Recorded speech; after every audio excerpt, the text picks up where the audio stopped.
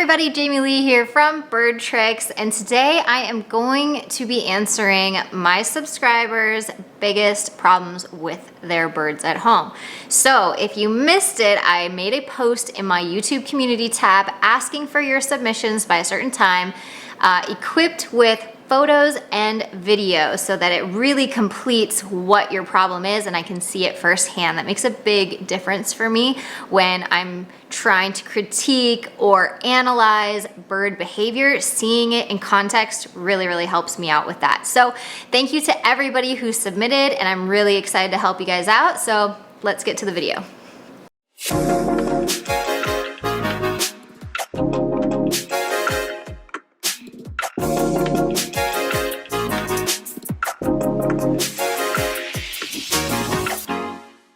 First up is Amber. I'm going to read you guys her email about her scarlet macaw. She said, "Hello, first of all, I love your channel." Thank you, Amber. My name is Amber. I have a Galah and a scarlet macaw. They are both on a chop/pellet diet. This question is about my male scarlet macaw named Cracker. He's 19 years old, a rescue that my family adopted 3 years ago. He was badly abused, had a broken wing at one point, and can no longer open his wings properly, so sadly he'll never be able to fly. He loves my kids, but unfortunately he doesn't like me at all. With my kids' help in moving him to a training area, I have successfully target trained him and have taught him some tricks. That is the extent of our relationship. He has very obvious, aggressive body language just at the side of me and will lunge at me if I walk by. But when he sees me grab my clicker and my target stick, he instantly calms down and then gets excited to train. The only time he will take a treat from me or let me pet him is during training. My question is, why is he so nice during training and then so aggressive the rest of the time? Hope you answer my question. Thanks. So my customer service actually wrote back to Amber and asked her for a little bit more specifics with diet, because I find that lately people have been throwing around the word chop. Oh, my definition of chop is pretty much my seasonal feeding system. The world's definition of chop is pretty much anything you can cut with a knife. So it's really different. So we did dive in a little bit deeper to find out what Amber's exact diet is that she gives to her birds. So she said that her chop is made with kale, broccoli, sweet potatoes, cabbage, carrots, and eggs to bind. She also adds oats, cracked wheat, and chia seeds, and the pellets are Missouri large bird pellets. So that's a big difference in the diet that I recommend versus the diet that I usually see. This is a pretty typical diet of people saying chop. Normally it'll have fruit in there, and there's just kind of no rhyme or reason. It's just whatever was in the fridge kind of goes into the homemade chop. Now, I don't want to give too much flack to that diet because back in the day it was like an all seed diet or an all pellet diet. So I really feel like people are trying to give fresh food in the best way that they know how. But I also think that people are kind of just like, they might as well put a blindfold on and pull stuff out of the fridge, chop it up, throw it in a bowl and give it to their bird without understanding the nutritional value that's going into it or any sort of balance for year-round nutrition. So to learn more about nutrition, if you are one of those people who's just kind of going at it blindly, please check out my website at birdtricks.com. I have a free download where you can understand what foods to give and how much.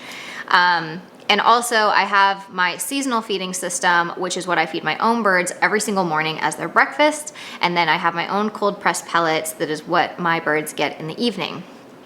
Then treats are for training. So, or interactions or foraging or whatever behaviors you're kind of working on that you need your bird to do. So moving on from there, I will say that Amber, if this is a consultation, the first thing I would be having you do is change that diet. I would be having you change from the mismatching, just kind of anything goes chop, to my seasonal feeding recipe so that you know that your bird's getting the veggies, the grains, the legumes, the sprouts, like everything that it needs to get a balanced diet. Also, it makes your treat value go way up. So with training, we don't like to make animals hungry in order to train or to work or to do the things that we want them to do. We just want to increase treat value. And the way that we do that is through a very healthy foundational diet. When they have an incredibly healthy diet, that skyrockets the value of the treats that you are giving. Sometimes the treats are already in the diet. So a lot of the pellets that are on the market today will have ingredients like corn, sunflower seeds, peanuts, things like that. When it's already a filler inside as an ingredient inside a pellet, it really sucks. It works against you in your training and any sort of progress that you can really make. So I like to give a really healthy pellet. You can get my pellets on my website. And that way the value of the treat is really high and you can get a lot further with the behaviors that you're asking. Because your scarlet macaw hates you and somehow associates you really negatively, you need to find a way to reverse that and get your bird to associate you positively. And the way that you do that is by finding something that you can only use, just you.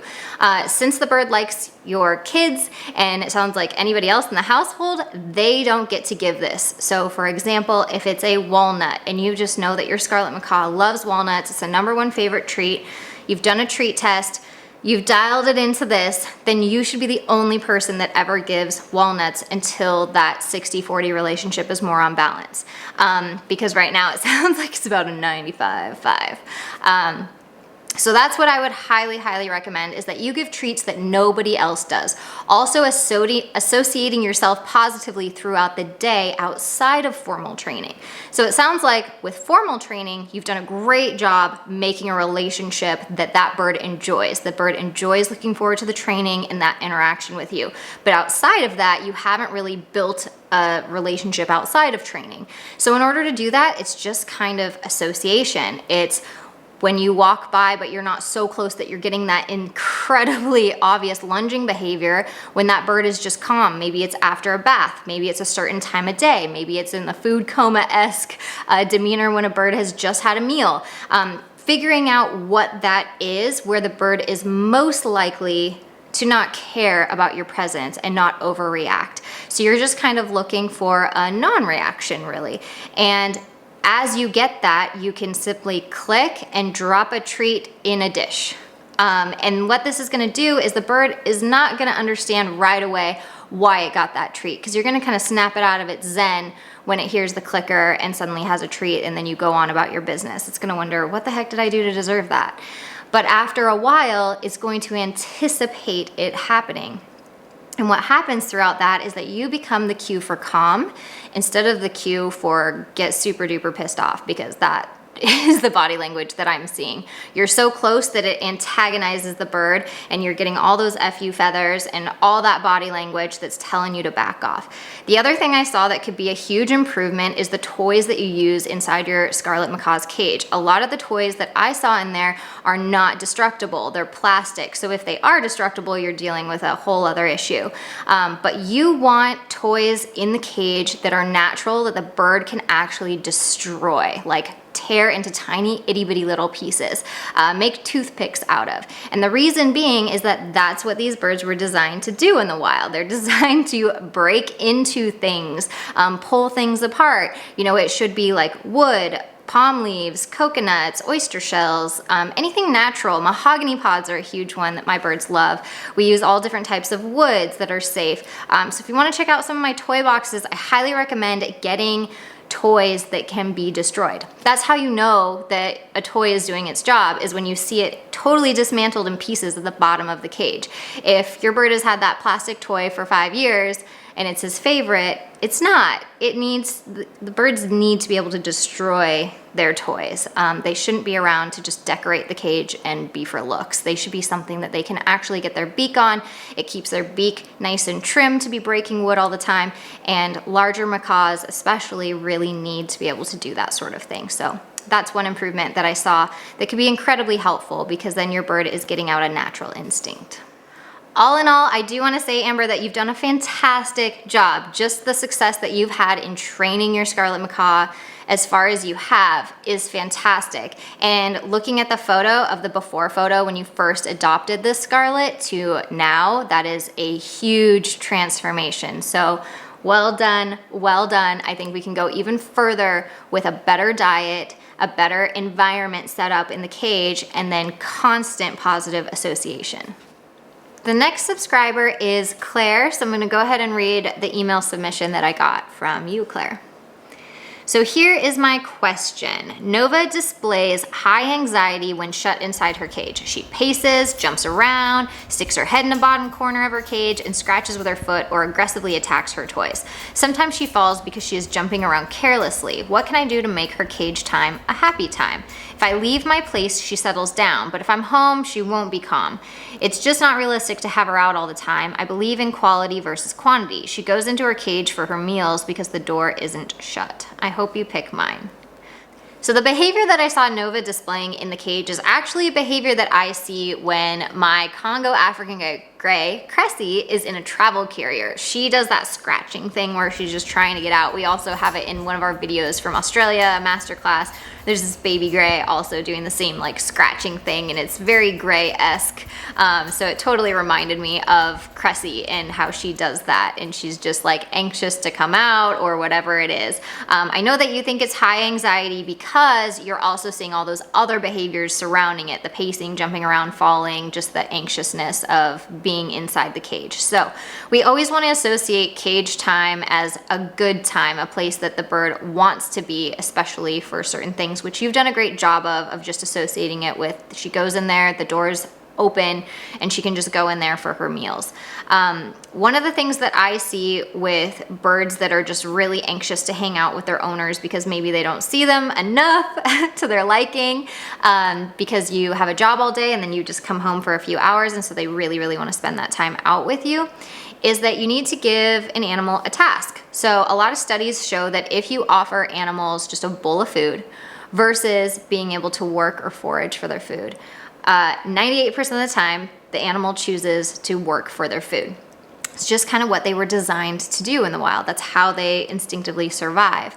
So a lot of the times when we just feed them a bowl of food, it kind of dumbs them down a little bit and they don't know what to do with the rest of their day. So birds that don't naturally go and play with toys, we kind of need to give them a little push and a little encouragement to do so. So instead of feeding the pellets that your bird currently gets in the evening in a bowl, I would highly recommend you do it through foraging toys. So if it's 15 pellets or 25 pellets that your bird gets at night, depending on what that secret number is, start putting some in foraging toys and start really easy and then get a little bit harder. And it could be to the point where one toy has 1 pellet or one toy has 5 pellets, just depending on the complexity of the foraging of that toy.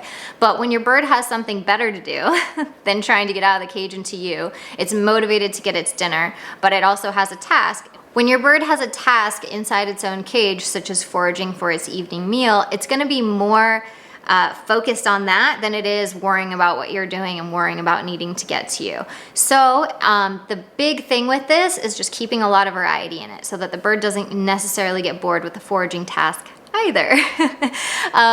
So you want to make sure that you're changing the type of toy and make sure that they're like destructible toys. So one time that your bird has to completely dismantle this toy to get to some of the treats or to the pellets in this case, you might have to plan on using a different toy another time. So all of the toys that I sell in my foraging toy box, which comes with 5 toys, are literally designed for this. They're meant to encourage your bird to forage. So some of them it can be really obvious and the pellets on the outside just tucked behind a little palm leaf, but still sticking out, while others it might be deep inside a coconut with all this stuff in the way that your bird has to go and find. But giving your bird a task will go a really long way.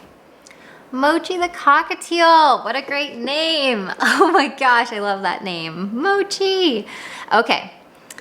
The next submission says, "Hi, my name is Deletta and I have an 11-month-old cockatiel named Mochi. The issue I've been having is in regard with his cage territorialism. I actually don't know if he's scared of me or protective of his cage. This happens in particular at night when he's ready to go in his cage and in the morning when I wake him up.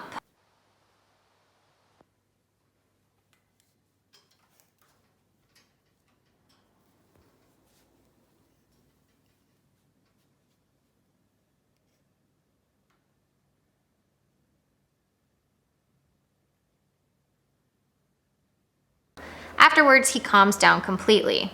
He's on a veggie and pellet diet. Hope you can help me and my little guy. Love from Italy." What a cutie.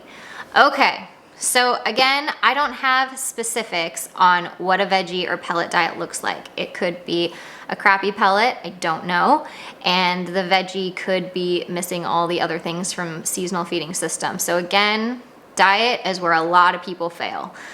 Please understand diet in its entirety. It's not just randomness shoved into a bowl. So I don't know exactly what this looks like because I didn't get any more details, but I am going to check out the videos and see what kind of behavior we're dealing with.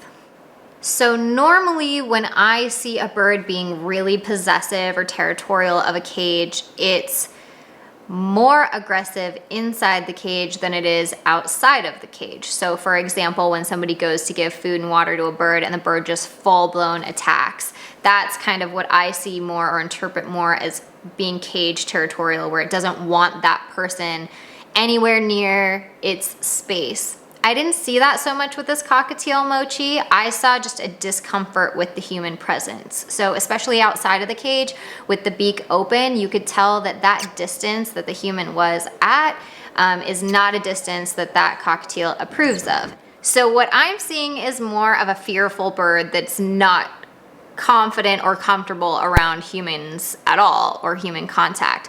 A lot of this happens when a bird is just kind of free fed and you're trying to get somewhere with treats, but the bird's too fearful and decides that that treat is not worth it, has everything it needs inside the cage, and prefers not to have human interaction.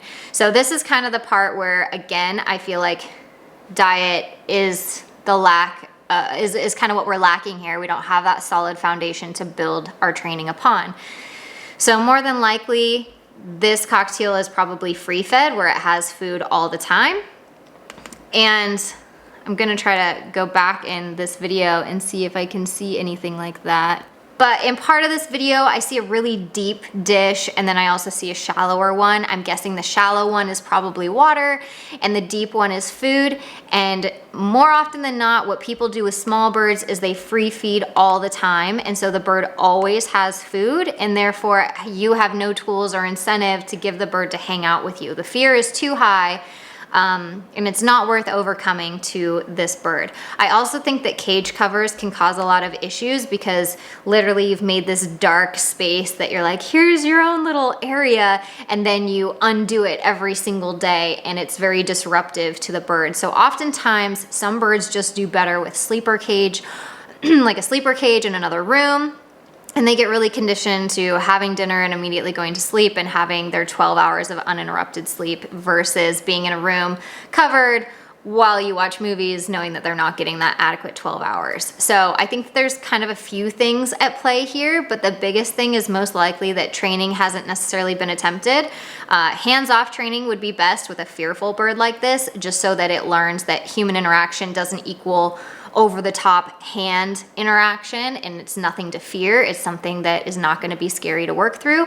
And then also finding a really valuable treat that you can use in a way to associate yourself positively, which is usually through food, because we know that food is a plus reinforcement for almost all animals in some way. It's just kind of finding what that particular food is for that animal. So that's what I would recommend, is hands-off training with a really high value treat, and possibly changing up the sleeping routine so it's not undoing the cage every single day and just really disrupting this bird. But I don't see territorialism or anything like that with the cage. I see more of just a fearful bird that doesn't know that humans can be cool.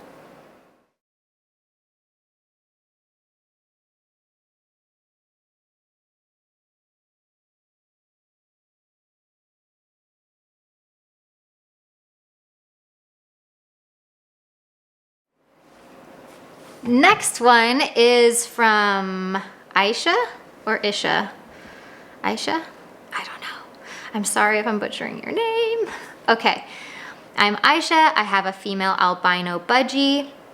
She's more than 1 year old. She's mostly on millet diet, and the rest is egg food. Cucumber, sprouts, spinach, etc. My problem with her is whenever I put my hand inside her cage to clean her food bowls or give her some greens, she bites. But the rest of our relationship is good. Please provide me some solution. Okay, so I actually just talked about this on a consultation today. With small birds, I think One of the things that people go about wrong is they try to constantly initiate hanging out, initiate contact. And the whole thing is like totally reprogram your mind, guys. Instead of you initiating contact constantly with a bird, think about how you can get the bird to initiate contact with you. That's really the goal. As she's said on here already, that the diet is pretty much comprised of 100% millet and then some egg food. Man, this diet, I feel like this is like a diet video. Everybody's diets are just off completely. Man, it's just brutal. So I will say that diet conversion for small birds is way harder in my experience than with medium and large birds. With that said, small birds tend to be very interested in like wet greens, wet fresh sprouts. They tend to like crunchier textures. My Budgie blueberry loves egg, so anything that I combine with egg is like a solid, like awesome deal. Like she'll go for it, whether it's cooked egg and it's an omelet or it's just hard-boiled eggs smashed in and mixed with something. She's all about it. Especially if I'm making food or messing with food in the kitchen, she's all about it. So having those types of social interactions with your bird where they don't think they're supposed to get into something, because then they totally will, is kind of the key to getting them to experiment with new foods. Millet as a sole source of food is really not ideal. You want to be able to use millet as your treat food, not as your diet food. So again, if we're going to get anywhere with training, you've got to have a good diet in place. So I would highly recommend that for this female budgie, that you start trying with the seasonal feeding system, you start trying with pellets, and at this point, any pellet will do, because it's better than all seeds. The other thing is that budgie was saying no without biting until your hand continued on. So you would kind of, and this is what happens with small birds, is the signs of saying no without biting were ignored, which is why it escalated to biting, because you went beyond where you knew she was not comfortable, and that's what led to kind of like the little bit of lashing out. But she didn't retreat, she didn't full-blown attack. To me, it was a very nice no for the most part, and I felt like you read her no before that, but obviously for the video purposes we're probably just trying to get an exaggerated no, which we did. With small birds, that's what tends to happen, is people are just like, oh, they won't step up, they won't do this, they won't do that, and they keep pushing until the bird either bites or retreats. Instead of just taking a second and being like, okay, this bird doesn't want to come to me, this bird doesn't want to interact with me, why not? Well, it could be because the diet sucks and I have no treat to offer. It could be because I haven't worked on any sort of training to build any sort of relationship. It could be a number of things, but when you're dealing with a bird who doesn't know that you're awesome, you need to find a tool to associate yourself with awesome. And usually that is through treats and food. And if they're on an awesome diet, then you have a treat to work with. If they're on a crap diet, you got nothing to work with. So that's what makes these situations really, really hard. But I don't see a bird that is super aggressive about her food bowl or anything like that. A lot of the times that stems from overfeeding and taking out food dishes that still have food left over. That's why I stress so much, figure out the amount that your bird actually eats and give that. You can always give more food, but you never want to be taking it away or associating yourself with taking food away. So that's a really important tip to understand about birds.